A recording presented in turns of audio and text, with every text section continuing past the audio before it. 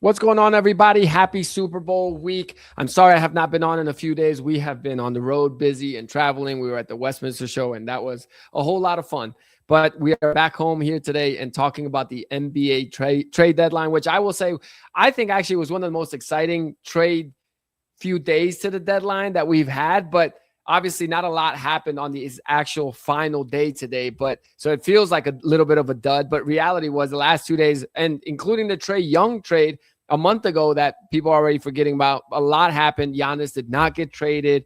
I think that was a huge mistake by Milwaukee. We'll get into that. But ultimately, the trade deadline came and went. We're going to go through all of the teams real quick and see what they did and kind of break it down and see if I think that they did good or if I think that they did bad. And we'll start with the before mentioned Atlanta Hawks, who to me, their biggest move that they made was trading Trae Young, which was about a month ago. They traded him to Washington. They didn't get too much value back for him, but moving on from him and deciding not to pay him, in a way, I think is a plus because we watched Trae Young, and yes, he's had his moments at the Garden against the Knicks in the playoffs. That was a great moment for Trae Young. But ultimately, I look at players and I think to myself, are they winning players? Can they lead your franchise to a championship? And with Trae Young, he's had his time, he's had his opportunities, different roster turnarounds, and it just hasn't really happened with him. So I don't mind Atlanta pivoting from him, especially when they were about to have to pay him coming up. They didn't pay him last year when he was extension eligible. That kind of was the first sign of they're going to trade him. And ultimately they did, and they sent him to Washington. They did add Jonathan Kuminga, though, from the Golden State Warriors. And I thought that move was pretty good for them. Why not take a flyer on the kid like Jonathan Kuminga? He's been stacked behind Steve Kerr's roster. Sometimes he plays, sometimes he doesn't play. Atlanta's younger. They're going younger. They got Jalen Johnson, who's a stud. And I think they're the new Hawks, I think in a couple years are going to be up and coming. And, as long as they can draft pretty well, I don't see why this team can't, be on the rise again. And it's okay to take a step back, to take 2 steps forward, especially when you're chasing a championship. Ultimately, all these teams should be chasing a championship. So again, I don't mind what Atlanta did. I think they had a pretty good trade deadline if we include the Trae Young trade from earlier. All right, the Boston Celtics, I think they're winners as well. I mean, yes, they lost Anthony Simons, but really none of us even expected Simons to be with them this long. When they traded and essentially got Simons in that Drew Holiday trade, did we really think that they were going to keep him? We were kind of like, he might just be a trade piece. And this is a trade piece. They end up getting Nikola Vucevic from the Bulls. So I thought this was a great move by them. The Celtics were in tax hell at the start of the essentially league year coming up. And with all the moves, trading Kristaps Porzingis and Drew Holiday and kind of breaking it down and, taking on lesser salaries, they still managed to keep Jaylen Brown, Jason Tatum, Derek White. Now that you add Vucevic, he's a perfect fit for the Celtics team who loves to shoot threes. He can shoot threes. He's a big. They need that size. They got Cato, who's been playing great, but he's not a shooter like that. So, again, we thought this was going to be maybe a down year for the Celtics to rebuild. No. I think they are the sleeper team in the East. I think they are actually, in my opinion, going to win the Eastern Conference because what they've been doing without Jason Tatum has been pretty incredible. And let's not forget that Jason Tatum is an all-star. He's all-NBA. I mean, this guy, you could argue, should have been the MVP in the finals. So, again, he's a champion, and they're about to get him back as well. So, just by that addition, already they're up there, home court in the Eastern Conference. The season ended today. So, the fact that they were able to add another piece like this, and, they got guards. Peyton Pritchard is a guard. They're fine. They didn't need Anthony Simons. So, maybe it comes back to haunt them years from now. Simons takes over and becomes the next Dame Lillard, but they got to think about right now. And right now they got this window. And again, with Tatum coming back, I think the window includes this year. All right, Brooklyn didn't really do much. They traded with Toronto and a 3-team deal to get Ochai Agbaji. He's fine. I'm a Raptors fan. I watched him play, and he's fine. It's whatever. Charlotte might be my big winner. Okay. And not because I think they're contenders, not because I think they're going to go all the way and win the championship this year or next, but they have been making smart moves for a few years now, and they're starting to see that pay dividends. I mean, tonight they won their 8th game in a row. Yes, that's correct. Their 8th game in a row, and they beat the Rockets in Houston. This team is coming on strong, And I think they're the 11th seed right now in the East. And I would not be surprised. I'm going to check that just to make sure. I would not be surprised if they end up sneaking into the play-in tournament and winning and possibly getting the 8th seed in the East. I mean, right now they're the 10th seed in the East, okay? They're 14 games back of first, which puts them, I mean, they're 3 games back of Orlando, who's the 7th seed right now. So Charlotte's in the play-in. I'm just saying it right now. That's it. Right now they're at the 10th seed already. So if the season ended today, they'd be playing in the play-in tournament in Atlanta to try to get that 8th seed. So I'm going to just tell you, they're 24-28, okay? And they're playing good ball. Like I said, they've won 8 games in a row, beating Houston on the road. That's not an easy game. And for the trade deadline, they lost Colin Sexton, but guess what? They got Kobe White, who I think has more potential, in my opinion, than Colin Sexton. Tyus Jones is a nice pickup. And again, they're being smart. They're not. One of the things I'll just say really quickly is I really value the teams that, do I want teams to be competitive and go all in? I do.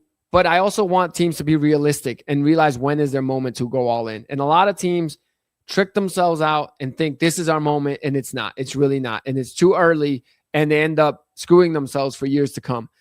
The Hornets did not do that for yet another offseason. And that's why they're in a great position moving forward, because they kept their draft picks. They didn't give up their picks to get a superstar, disgruntled star, and then ruin their future and not match timelines. They're a young team. They got a nucleus. Conkaniple's great.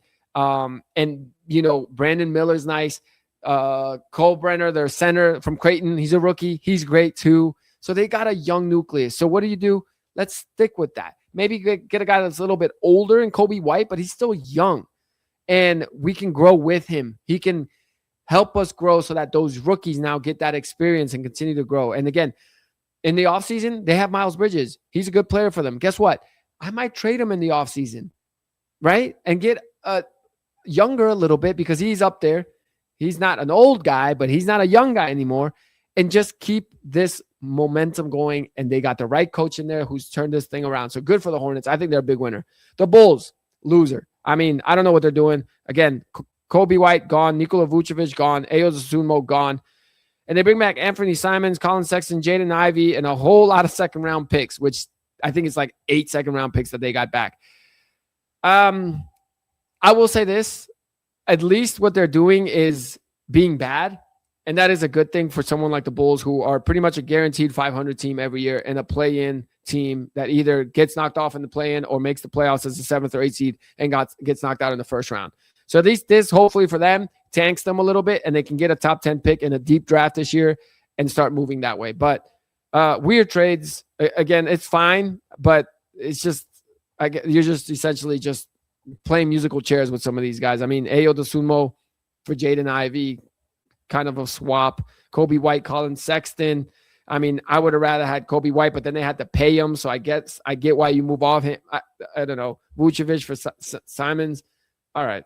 Again, I don't really get the Bulls too much, but it is what it is. Cleveland, the big talk of the trade deadline, because they get James Harden, Keon Ellis, Dennis Schroeder. They lose Darius Garland and Lonzo Ball. Now, Harden is the storyline. Will he fit? Look, again, I said earlier, I like when teams are patient and know when to go in and when is the moment and when it's not. Cleveland, this is their moment. So I don't mind the James Harden deal as much. What I mind is obviously he just doesn't really come through in the playoffs, but this would be the time to go get a superstar and try to go all in. The East isn't that. There's not one team that's technically the beast of the East this year. And Cleveland's got to make a jump. I mean, they were the number 1 seed in the East last year and didn't do too well. Indiana got them out in the second round. So for a team like Cleveland, they're going all in. Donovan Mitchell ain't a young guy anymore. So their core is not that young. It's time to make it happen now. So I get it. You get James Harden, Keon Ellis, Dennis Schroeder. The backcourt is set. You got Donovan Mitchell there.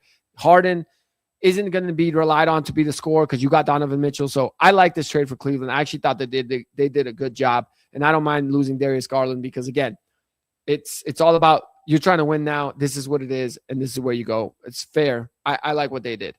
All right, the Mavericks, not too much. They added Chris Middleton. They traded Anthony Davis. I don't need to say much about this. Y'all know already. The Luka deal was a disaster, and this just ended that disaster. Obviously, shipping away Anthony Davis for Chris Middleton and a bag of chips because they didn't get nothing back. Oh, yeah, they also traded away D'Angelo Russell in that deal. honestly, D'Angelo Russell for Chris Middleton would have been a fair trade. But no, the Mavericks gave away Anthony Davis as well, which, I mean, what else are you going to do? Who's trying to get Anthony Davis at this point? And will we even ever see him in a Washington Wizards uniform? Because maybe in the pictures, but on the court, I don't know. That guy doesn't really stay healthy. So the Mavericks, just, you take your losses. It's time to move on with Cooper Flagg. Just, it is what it is. The Nuggets, they didn't do anything. They lost Hunter Tyson in the trade, I think, to just get some cap relief. But ultimately, this team is my pick right now to win the championship. I just think that they're really good. They had a great set of games that they played with Jokic injured. And I think that's going to be huge for them down the stretch because, one, he'll be fresher. And two, those other guys learn how to play without him. Detroit Pistons, Kevin Huerter and some draft equity, and they lost Jaden Ivey. Not really moving the needle. This is one of those teams that you thought, all right, maybe they try to make that jump. But realistically, what player was there for them to tell you like the Pistons are going to beat the Knicks or the Celtics in the conference finals? For them, this year is about improving on last year. Last year, they lost to the Knicks in the first round of the playoffs. So for Detroit, I don't mind them being patient. You have young guys. Cade Cunningham is still young. That core, that nucleus is young. So take your time, and this offseason, maybe you can make that jump. Right now, you just want them to get to the second round of the playoffs, and you consider that a win, right? Excuse me. Good season. Good season. All right, Warriors. Key addition, Kristaps Porzingis, and they lost Jonathan Kuminga. This is the type of team that I think is desperate. Desperate is not a good smell on someone, because when you can smell that desperation, chances are it's not going well. And this is what the Warriors are right now. I don't get it. They traded Kuminga for Porzingis. I would have rather had a couple picks because Porzingis is not moving the needle. Steph Curry, they're trying to do everything for him. I get it, but it would just be a lot better if you have that commitment with Steph and you are on the same page with him where he wants to finish his career out as a Warrior. You tell Steph, you know what, Steph, let's just tear it down for 2 years, build it back up. We did it last time, and we ended up winning the 22 championship. Let's do that again, and maybe we win the 2028 championship with you on the last run. But this is just disaster. The Jimmy Butler injury, disaster. And again, they're sinking fast, and it's just going to end ugly that way. The Rockets didn't do anything. No need to mention them. Pacers, they lost Benedict Mathurin, gave up 2 first-round picks to get Ivica Zubac. I like it because Zubac is on a good deal. He only makes about $20 million a year, 3 more years on that contract. The only thing I don't like is they traded away their first-round pick in this upcoming draft. Now, it is protected 1 through 4. So if they end up getting the worst record in the NBA, then they guarantee themselves that they'll keep that pick because it can't drop lower than 4. However, that means you got a major league tank. And there's teams like Brooklyn and Washington who are there. You've got other teams in the West like the Kings, who right now would technically be the worst record in the NBA. So you better guarantee yourself that worst record, or else if you lose that pick for Zubac, then I think there's a bad trade. If that pick goes to number 5 and you have to give that up to the Clippers for Zubac and Benedict Mathurin and another first-round pick, then I don't like it. It's a 2029 first-round unprotected. Clippers, just talked about them. Fine.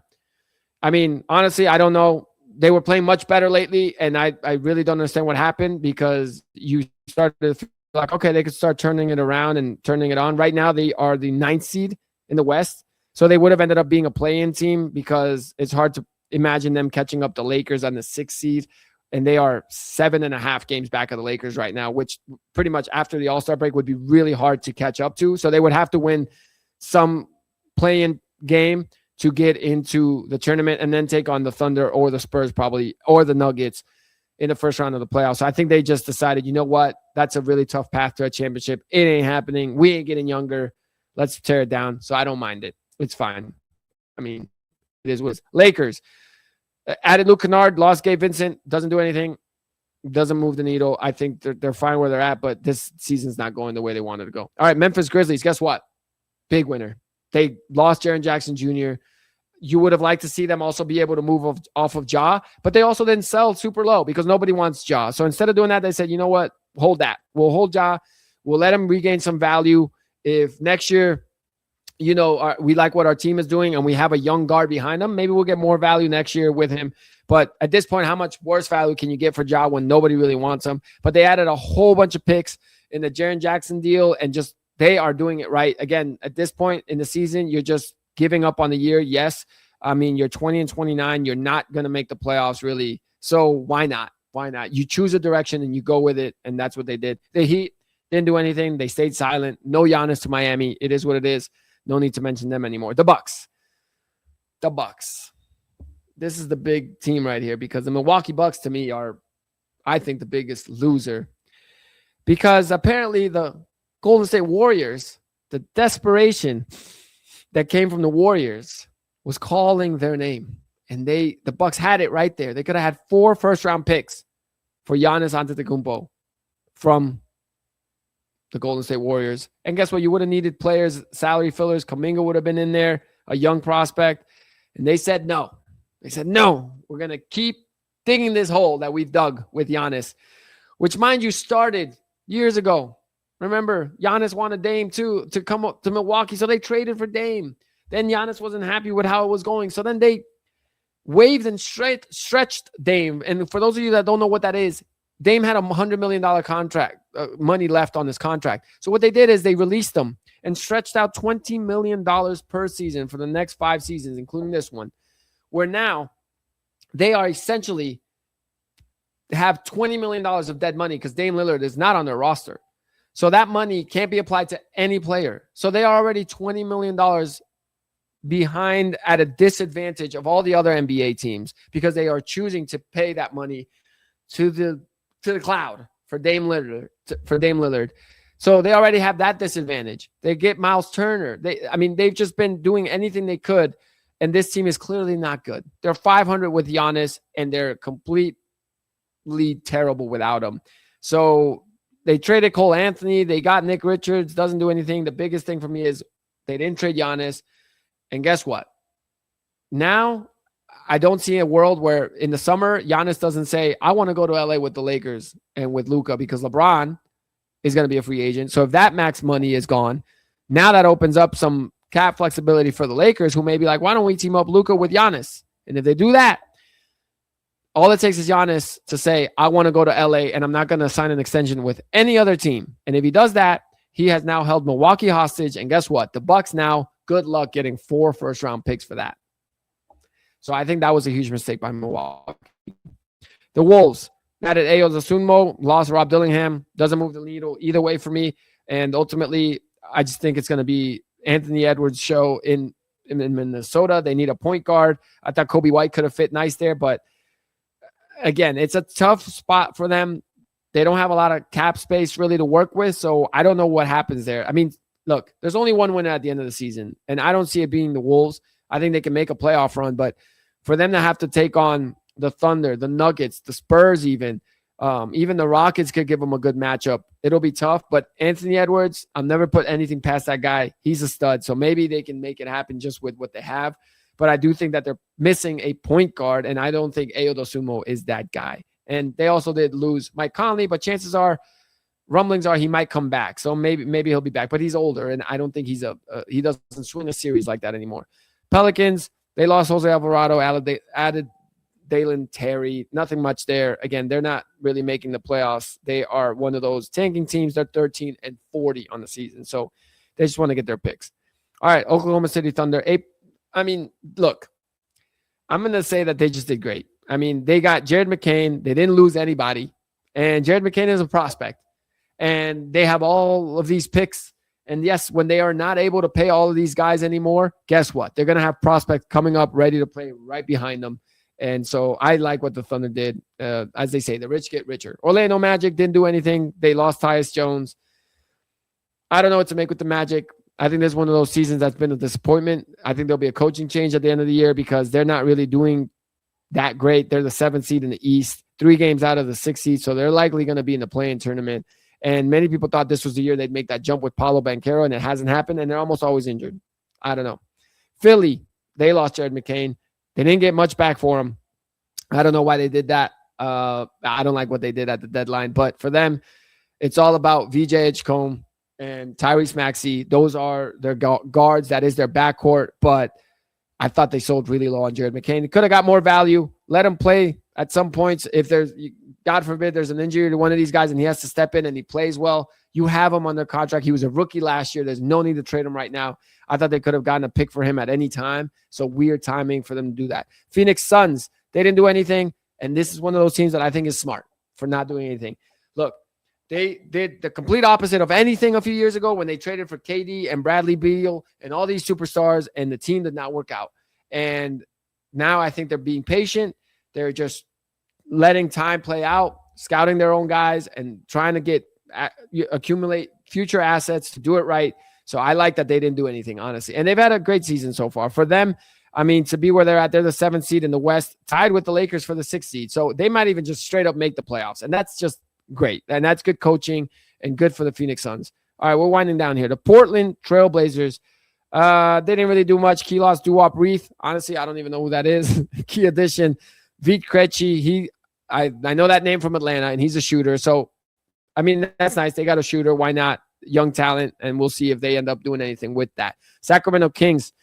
I don't know what to make. They're just having another Sacramento Kings type year. They lost Keon Ellis and Dennis Schroeder. Bring in DeAndre Hunter. That's fine. But you got him and Zach LaVine and DeMar DeRozan, and Hunter's a nice piece because he's younger. But, I mean, realistically, like, this is just musical chairs again here. We're not doing anything, and they just need their draft picks. And I would have been trading as much of these people as I could have to get as many picks as I could, while also improving my chances of being terrible the rest of the year. So I guarantee myself that worst record in the league to hopefully get the number 1 pick in the upcoming draft. So I don't think this moves the needle. So they might still get the number 1 pick in the draft, but I just thought that this was a just weird trade deadline. I mean, I guess maybe you shed some salary. That's fine. Spurs didn't do anything. Again, I like it.